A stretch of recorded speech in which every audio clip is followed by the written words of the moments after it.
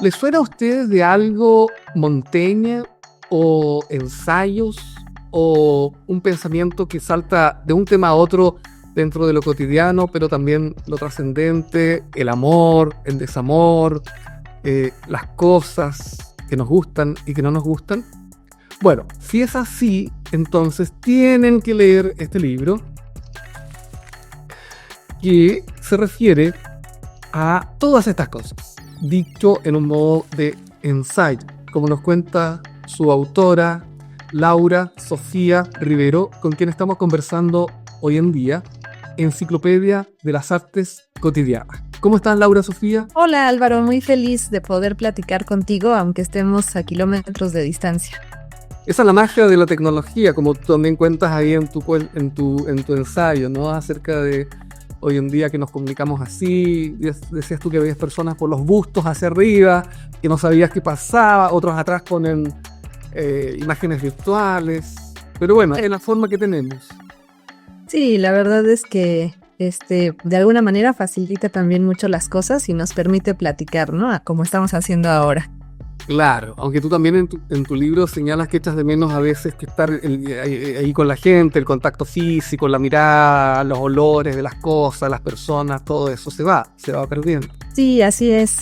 Justamente en el libro hay una parte dedicada a textos que estuvieron inscritos en este momento de la pandemia, que modificaron mucho el cotidiano y bueno, parte de eso yo creo que fue nuestro contacto ahora con las videollamadas y con otro tipo de tecnologías como esta. Hace un tiempo atrás conversaba con Juan Villoro en este mismo espacio, donde también él hablaba del tema del desarrollo de la inteligencia artificial, las tecnologías y entre otras cosas también este medio que nos permite comunicarnos, pero que también nos aleja un poco. De alguna manera me hizo recordar tu ensayo de distintas cosas cotidianas que nos envuelven, ¿no? Y que a ti te llaman a reflexionar. Un poco también la reflexión que hace Villoro. ¿Será que ustedes dos son mexicanos, más o menos de esta época, y tienen una mirada relativamente parecida, ¿no? Un poco entre cínica, escéptica, nostálgica de nuestro presente, pero también de alguna manera esperanzadora. Sí, la verdad es que es un autor que he leído, que me gustan mucho sus columnas, que siempre he disfrutado, que tiene esa capacidad de hacer con el ensayo, con el artículo periodístico, un espacio para reflexionar en el cotidiano, en lo que se esconde, en lo que vemos todos los días.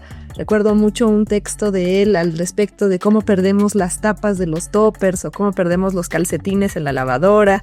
Y siempre esa mirada que encuentro en Villoro y en otros autores que admiro y que me gusta leer, creo que es algo que siempre me ha interesado como lectora y como autora en el ensayo, ¿no? Esa capacidad de hablar de lo pequeño, que detrás se esconde quizá un tema mayúsculo, un tema mayor, que nos toca a nosotros en esta época, pero también quizá en otras, ¿no? Sí, a mí también me parece interesante el que tú rescates este género del ensayo, pero no como algo tan solemne, lleno de citas al pie de página, como dices tú, con un lenguaje estilo APA, sino como una reflexión más como de lo que va ocurriendo y que tú, digamos, das cuenta de lo que surge en tu cotidiano, en tu vida, con las relaciones con las personas, con los objetos, ¿no?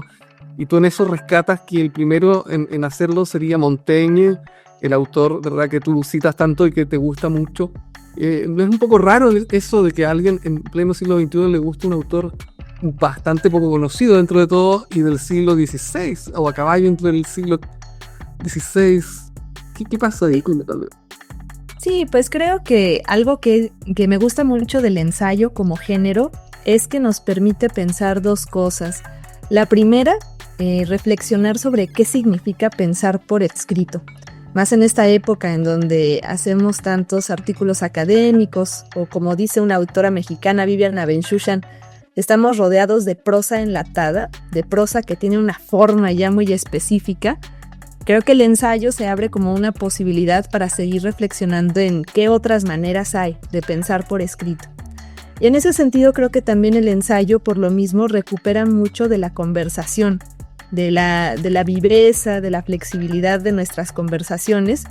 Y siento que es algo que he experimentado con autores como Montaigne o como otros de siglos pasados.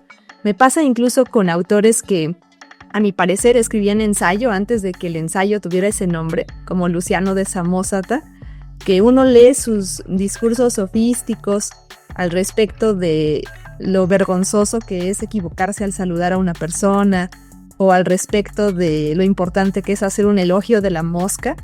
Y yo siento que estoy conversando con amigos que murieron hace siglos, pero que se sientan a mi mesa como se sientan las personas que más quiero y con las que más me gusta platicar. Entonces, como lectora, pero también desde la trinchera del ensayo como escritura, me gusta mucho pensar en eso, en que es un género de la viva conversación y que nos permite por lo mismo pensar con una libertad que quizá otras formas de la escritura no tienen, y que es lo que siempre estoy buscando en los autores que amo leer, ¿no? Sí, sería como otro subgénero del ensayo, quizás, ¿no? Algo como no tan académico, un ensayo más literario lo tuyo, incluso con cierto aire a la poesía. Yo dejé acá marcaditos dos frases que me gustaron mucho cuando tú dices, refiriéndote a ti, bajo el signo de Esquiro, que porque lo encontré genial, la creación de un nuevo signo zodiacal, ¿no? El signo de la ardilla de Esquiro. Entonces tú dices, mi yo no está hecho de ladrillo ni de cantera, sino de un flujo de agua indecisa que se me escurre entre las manos. Lo encontré muy lindo, muy poético. Como que tu escritura, tu prosa siempre está ahí, coqueteando bastante con la poesía también, ¿no? Sí, creo que el ensayo, como la propia poesía, es un género de la escritura del yo, ¿no? Creo que existen géneros de la escritura que son géneros de los otros, de imaginar otras voces, como la narrativa, la dramaturgia, pero quizá esa relación entre ensayo y poesía pues viene de allí, ¿no? De un interés por captar la vida interior, y quizá por eso no me sorprende que autores como Lukács hablen del ensayo como la poesía del pensamiento, ¿no? O que se hagan siempre estas alusiones a estos dos géneros literarios. Y pienso que por eso pues es también un género que nos da una posibilidad de reflexionar, de interpretar el mundo con una libertad que a veces pues no encontramos en otros lugares. Creo que nos pasa que quienes tenemos a veces un pie dentro de la academia, estamos escribiendo un artículo académico, una tesis, y a veces las constricciones hacen que otros saberes valiosos ya no tengan cabida allí. Porque uno no puede citar a su mamá a pie de página, ¿no? O uno no puede escribir una ocurrencia. Pero me parece interesante que el ensayo movilice esos otros saberes y les dé también un lugar que quizá a veces no encuentran de una manera muy orgánica en formas preestablecidas. Sí, yo también pienso que eso es bien interesante, porque le quitas esa como etiqueta que tiene el ensayo, que suele parecer como algo muy intelectual, poco accesible al público común, o tal vez de temas demasiado especializados como física cuántica, o el futuro de la humanidad, o el desarrollo de la filosofía en los últimos 150 años.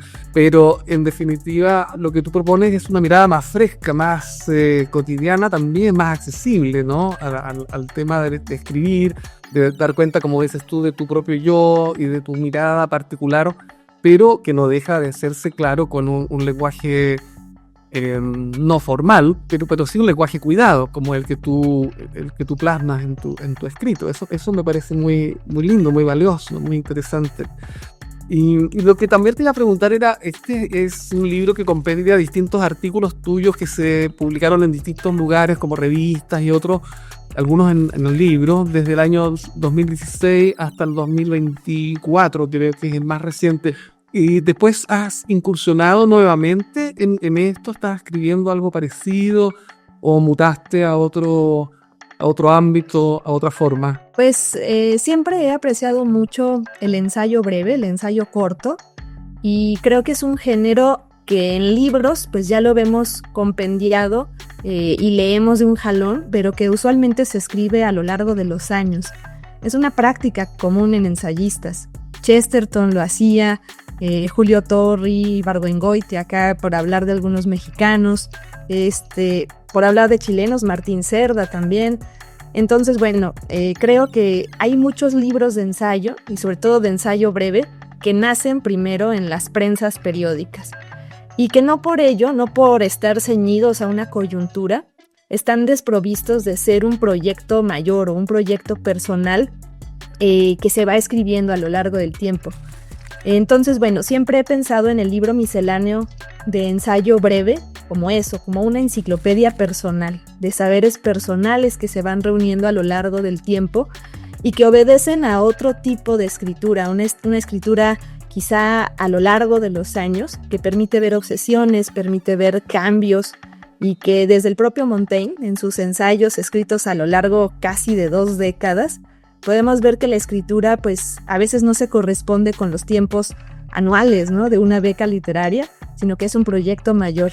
En ese sentido, pues sí es algo que desde un inicio empecé a escribir en los periódicos, en las revistas, a miras de que en algún momento formaran un volumen y que sigo haciendo poco a poco. De hecho, esta segunda edición de Enciclopedia de las Artes Cotidianas, que aparece en Chile, es una reedición de un libro anterior que salió con ese mismo nombre acá en México, que tenía menos textos. Entonces pienso que como una enciclopedia, un libro de ensayos también se va modificando y se van añadiendo también, ¿no?, otros textos. Y sí, es algo que me sigue interesando mucho, sobre todo para disfrutar de ese placer de pensar por escrito, que yo creo que a veces es lo que dejamos de lado cuando pensamos en el ensayo, que es también una escritura placentera, gozosa, como un poema, como un cuento, algo que simplemente nos da ese gozo de especular. Claro que sí. A propósito de lo que señala, ¿cómo es eso que una escritora mexicana llega a publicar con una editorial chilena, ¿no? Porque esto está publicado por una editorial Falso Azufre, se llama. Muy bonita, muy cuidada, la edición, la encuadernación. ¿Cómo llega a publicar así en Chile, cuando me imagino en México existen también muchas alternativas de publicaciones? Sí, pues fue quizá por otro de mis oficios, que es el ser tallerista, ser profesora, algo que incluso yo misma considero mi principal vocación, ¿no? Y que creo que tiene las mismas herramientas del ensayo, pero de una manera oral y quizá en otras circunstancias, porque pues también en los talleres, en las clases, hay una conversación que se está moviendo para indagar y para generar conocimiento desde otras trincheras. Fue en un taller literario que también, justamente en tiempos pandémicos, se abrió de manera virtual a personas de cualquier parte del mundo, y una de las editoras de Falso Azufre estuvo como participante en ese taller literario. Entonces, bueno, allí la conocí y fue en donde se entabló después de esa aula pues una conversación ya de amistad y personal, y creo que justamente eso es lo que también rescato mucho de la docencia, que no siempre se puede concebir de esa manera jerárquica, sino como una oportunidad de seguir entrando en dinámicas de conversación mucho más vivas, mucho más sugerentes de lo que pasa a veces en un puñado de sesiones, ¿no? Entonces tú sigues dando también estos talleres de literatura. Sí, talleres de escritura creativa, sobre todo de escritura de ensayo, de análisis literario. La verdad es que creo que la docencia es un placer, y que aunque muchas personas que se meten a estudiar letras dicen ojalá nunca me tocara dar clases, yo lo veo como un privilegio para uno aprender y para pues seguir en conversación, ¿no? Seguir en comunicación y ver cosas que a veces no vemos a la primera vista gracias a los ojos de los alumnos y de los colegas. Y bueno, entonces tus proyectos seguirían siendo en el lado de la escritura, de otra vez publicar algún tipo de ensayo o tal vez poesía. ¿Cuáles son tus proyectos futuros que tienes, Laura? Pues en este momento va a salir este año una edición nueva mexicana de este mismo libro, de Enciclopedia de las Artes Cotidianas, pero va a salir acá en México con Random House. Y además estoy escribiendo libros de ensayo sobre otros temas que me obsesionan. Me cuesta mucho trabajo escribir libros temáticos, creo que soy muy dispersa para eso, pero bueno, lo estoy intentando porque me interesa mucho este tema de la dificultad que tenemos, no solo esta generación, sino humana, por tener una casa o sentirnos en casa, y estoy escribiendo en este momento al respecto, además de otros proyectos por allá que a veces pienso yo concibo como ensayos, pero luego quienes me leen me dicen que quizá ya está en el terreno de otro género. Y bueno, creo que también es algo disfrutable, ir viendo hacia dónde se van encaminando las cosas por sí mismas. Y bueno, a lo mejor como existe el género de ficción y después se habla de la no ficción, tal vez lo tuyo sería como un no ensayo. Tal vez sí, me gustaría pensarlo así, ¿eh? Bueno, Laura, ha sido realmente muy agradable conversar contigo. El tema que siempre el tiempo está ahí como una especie de punto final, en este caso un punto suspensivo o un punto y coma, porque ojalá que nos volvamos a encontrar por acá comentando algún otro libro tuyo, porque esta enciclopedia de las artes cotidianas realmente es muy entretenido. Ayuda a que podamos vernos también como nosotros somos, no solamente como tú misma te ves a ti misma y tus problemas cotidianos, sino como cada uno se ve reflejado un poco en la manera como tú expones las cosas. Así es que ojalá nos vamos a encontrar por acá, Laura, y comentando algún otro libro tuyo.